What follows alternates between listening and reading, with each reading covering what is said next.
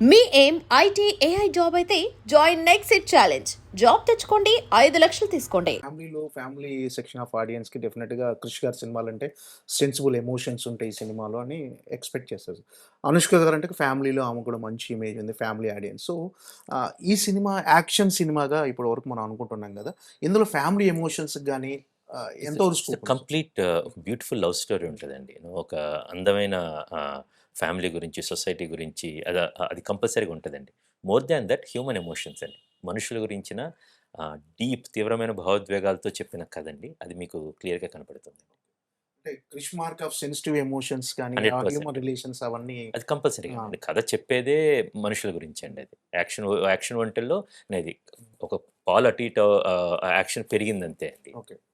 అంటే 'క్రిష్' గారి సినిమాలంటేనే కొంచెం ఇంటలెక్చువల్ సినిమాలని, ఇంటలెక్చువల్ డైరెక్టర్ అని ఒక మార్క్ ఉంది. అంటే ఒక సెక్షన్ ఆఫ్ ఆడియన్స్‌కి అలా అనుకుంటుంటారు కదా సార్. అంటే ఈ సినిమా గూడా అంత ఇంటలెక్చువల్‌గా ఉంటుందా స్క్రీన్ ప్లే లేకపోతే ఇంటెలెక్చువల్ అనేది అంటే దాన్ని కాంప్లిమెంట్‌గా వాడొచ్చు, కంప్లెయింట్‌గా వాడొచ్చండి బేసికల్‌గా. నేనేంటంటే ఒక కథ ఎన్నుకున్న తర్వాత కథని పూర్తిగా 360 డిగ్రీల్లో నుంచి దాన్ని ఒక ల్యాండ్ చేస్తానండి. సో, కథని క్లియర్‌గా నమ్ముకొని చెప్తాను కాబట్టి మీరంటున్నది రావచ్చు బేసికల్‌గా. బట్ ఈ సినిమాలో ఇట్స్ ఎవ్రీబడీస్ ఫిల్మ్ అండి. నేను రాసిన 'గమ్యం' సినిమా కావచ్చు. ఓకే. దానికి నన్ను ఊహ అన్నారు. బట్ మీరు గాలి సీన్ చేస్తుంటే మట్టిలోంచి పుట్టిన క్యారెక్టర్ అండి. యెస్. ఈ సినిమాలో గూడా ఈ ఘాట్లు గూడా గట్టి మనుషులండి. గట్టి మనస్తత్వాలు. But very rooted and real ఎనర్జీతో ఉన్న పాత్రలండి. సో, ఇది మీరు అది కాంప్లిమెంట్‌గా తీసుకుందాము. దెన్ ఇలాంటి క్యారెక్టర్‌ని నేను ఎక్కువ విస్తృతంగా తెర మీద ఆవిష్కరిస్తున్నాను కాబట్టి ఆడియన్స్ అలా అనుకోవడానికి ఆస్కారం ఉందండి. అంటే మీ దృష్టిలో ఏంటి సార్? అది అడ్వాంటేజ్ అనుకుంటున్నారా? ఆ మార్క్ ఆఫ్ అంటే ఇంటలెక్చువల్ డైరెక్టర్ గాని అలా అనుకోవటం మీకు అడ్వాంటేజ్ అనుకుంటున్నారా? డిసడ్వాంటేజ్ అనుకున్నారా? అది మీ పర్సెప్షన్ ఎలా? తెలియక నేను అది మనం ఒక ఘాటాన్ని కట్టేస్తామండి. అది ఓకే. సొసైటీలో చాలా జరుగుతా ఉంటదన్నమాట. దాని గురించి నేను అసలు ఆలోచన కూడా ఇప్పుడు మీరన్నారు కాబట్టి నేను దీనికి ఓకే. ప్రతిస్పందించాను.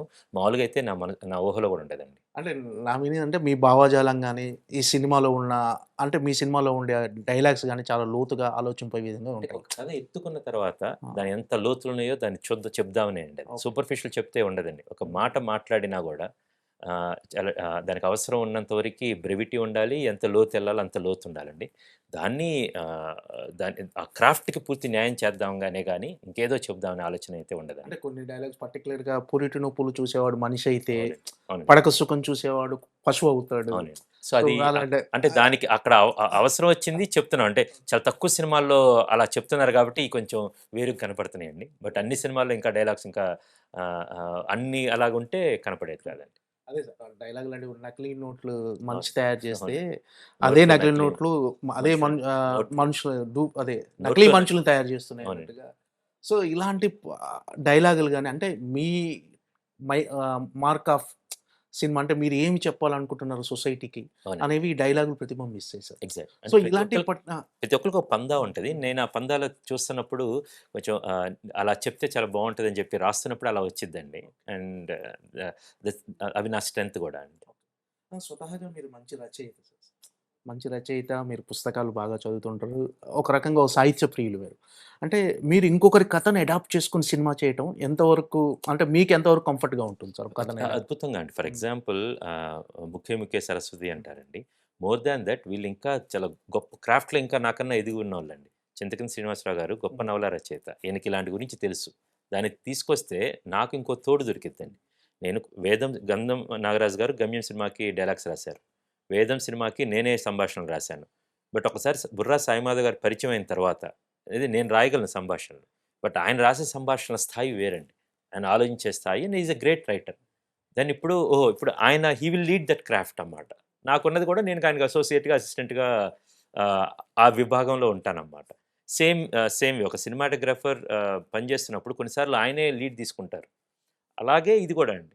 సో, నేను రాయగలిగినా గూడా ఆహ్, వేరే వాళ్ళ దగ్గర ఉంటే గనక చాలా అద్భుతంగా ఉంటది. ఇప్పుడు నాకు అలాంటి కథలు దొరికినియి. మన సన్నపరెడ్డి వెంకటరామరెడ్డి గారు గావచ్చు, డాక్టర్ చింతకింది శ్రీనివాసరావు గారు కావచ్చన్నమాట. ఇవి దొరికేసరికే అమ్మ! ఈ కథ చెప్పాలనుంది. వాళ్ళకి దీని గురించి బాగా తెలుసు. వాళ్ళ దగ్గర నుంచి ఆ జ్ఞానాన్ని తీసుకుంటాము. ఆ కథను తీసుకుంటాము. దెన్ నాదైన స్టైల్‌లో నా స్క్రీన్ ప్లే పందాలో నేను ఎలా సినిమాటిక్‌గా చెప్పగలనని. నా క్రాఫ్ట్ ఇక్కడుంది. నేను నవల ఆయనలా లేను. అదే సినిమా వచ్చేసరికి ప్రస్తుతానికి నేను దీన్ని సినిమాలాగా బాగా రూపాంతరం చేయించగలను. అందుకని నేను వాళ్ళ దగ్గర నుంచి తీసుకొని చేశానండి. ఈ ఘాటీ కథకి ఇన్స్పిరేషన్ ఏముంది సార్? ఎక్కడైనా ఒక నవల గాని లేకపోతే ఏదైనా కథ? కాదు, చింతకింది గారు ఆయన ఒక జర్నలిస్ట్‌గా తిరుగుతున్నప్పుడు బేసికల్‌గా ఆయన రీసెర్చ్ తోటి వచ్చింది. అంటే సమాజంలో జరిగినాయి అంటే ఇంతకుముందు జరిగినాయి తీసుకుని of course it's a fictitious story. But ఇలాంటివి జరుగుతూ ఉన్నాయన్నమాట. వాటిని తీసుకోవటం జరిగిందండి. ఓకే. అంటే క్రిష్ గారు హిస్టారికల్ మూవీస్ చేయగలడు, సోషల్ డ్రామాలు చేయగలడు, మైథలాజికల్ సినిమాలు చేయగలడు. అంటే ఎనీథింగ్ ఏ సినిమాని క్రిష్ గారు డెఫినెట్‌గా హ్యాండిల్ చేయగలడు. అలాంటి కథలను చాలా అద్భుతంగా ప్రెజెంట్ చేయగలరు. అంటే మీకు తగ్గ గుర్తింపు అంటే ఇన్ని రోజులు, ఇన్ని కథలు, ఇన్ని సినిమాలు మీకు తగ్గ కమర్షియల్‌గా మీకు తగ్గ గుర్తింపు వచ్చిందని మీరు అనుకుంటున్నారా సార్? చాలా సంతృప్తిగా ఉన్నాయండి. సాటిస్ఫాక్టరీగా చాలా సంతోషంగా ఓకే. ఉన్నాయండి. 18 సంవత్సరాలుగా మరి రిలవెంట్ ప్రతి ఫిల్మ్ ఒక జాన్రా తర్వాత జాన్రా చాలా గొప్ప టెక్నీషియన్స్ తోటి, చాలా గొప్ప నటులతోటి నేను పనిచేయటం జరిగిందండి. చాలా సాటిస్ఫాక్టరీగా ఉన్నాయండి. మీరంటున్న ఇంకా బ్లాక్ బస్టర్ అదంటే ఘాటీతో తీరుతుందని చూద్దాము. తీరాలని ఆశిస్తున్నాను. At the same time it's a lot more films that will be coming from me which will be more exciting అండి. అంటే క్రిటికల్లీ అక్లెయిమ్ రావటం వేరు. జనాలు ఒక మంచి డైరెక్టర్ అని గుర్తింపు రావటాన్ని ఒకవైపు అయితే కమర్షియల్‌గా ఒక రేంజ్‌కి ఒక ఒక ఒక పాన్ ఇండియా డైరెక్టర్ ఎదగటం గాని, కమర్షియల్ రేంజ్‌కి ఎదగటం వేరు సార్. ఆ వైపున ఏమన్నా కొంచెం అన్‌సాటిస్ఫైగా ఉన్నారా? ఉండదండి. మీరు తిప్పి తిప్పి అడిగినా కూడా నేను అదే చెప్తాను బేసికల్‌గా. నేను చాలా కంటెంట్ ఉన్న వ్యక్తిని. నాకంటూ నేను చెప్పాలి నాదంటూ నా ప్రయాణం, హ్మ్. నా జర్నీ. హ్మ్. నేను చాలా సంతోషంగా బేసికల్‌గా ఒక సినిమా తీసుకుంటే 2 సంవత్సరాలు అందులో గడుపుతాము. అది మన జీవన విధానం అయిపోద్ది ఆ 2 సంవత్సరాలన్నమాట. ప్రతిసారి నేను చాలా ఎక్సైటింగ్‌గా ఉన్నాను. అలా కొనసాగిస్తాను. ఓకే. 'కొండపొలం' తర్వాత మీరు 'హరిహర వీరమల్లులో' కొంత భాగం చేసి బయటికొచ్చిన తర్వాత 'ఘాటి' అనే సినిమా చేస్తున్నారు సార్. సో, మీకు క్రూషియల్‌గా ఈ సినిమా అంటే క్రూషియల్‌గా భావిస్తున్నారు. ఈ సినిమా సక్సెస్ చేయాలి అనే ప్రెషరు ఆ మీరు భావిస్తున్నారు. ఆ ప్రెషర్ దీని మీద ప్రతి ఉందా? సినిమా మీద ఉంటదండి. దర్శకుడిగా రోలర్ కోస్టర్ లైఫ్ అండి.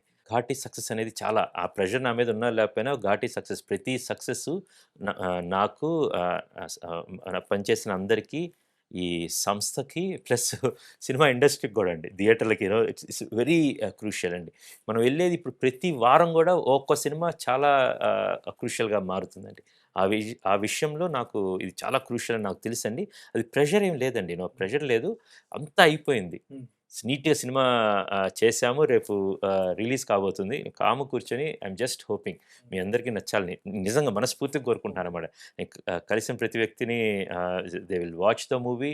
They will love it and there are so many good souls that are blessing us and we are hoping that that those all will help us in getting a big success. ఈ cinema locations గాని, అంటే మీకు challenging అనిపించిన, tough అనిపించిన సందర్భాలు ఏమున్నాయి sir ఈ cinema విషయంలో? అంటే ఒక అద్భుతమైన లొకేషన్ అండి. తూర్పు కనుమల్లో ఆ పర్వత శ్రేణుల దగ్గర షూట్ చేస్తున్నామండి.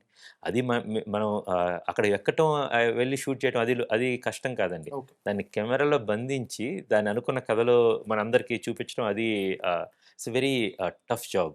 దానికి మేము కెమెరామెన్ గారు కావచ్చు, ఎంటైర్ క్రూ యాక్చువల్లీ అది కెమెరాలో దాన్ని బంధించి మీ దగ్గర తీసుకొచ్చామండి. అదొకటే ఛాలెంజింగ్ అండ్ అది చాలా గొప్పగా అచీవ్ చేశామండి. And for more videos, Please subscribe to iDream. Please subscribe to iDream. Please subscribe iDream. And please subscribe to iDream.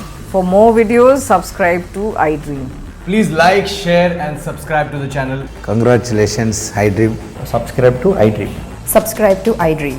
So, subscribe to iDream Media. iDream ki iDream team andarki huge congratulations. Please subscribe iDream Media. Please subscribe to iDream. Subscribe iDream. Please subscribe to iDream. iDream అంటే నా కళల channel subscribe చేసుకున్న నోరు తిరుగుతలేదు.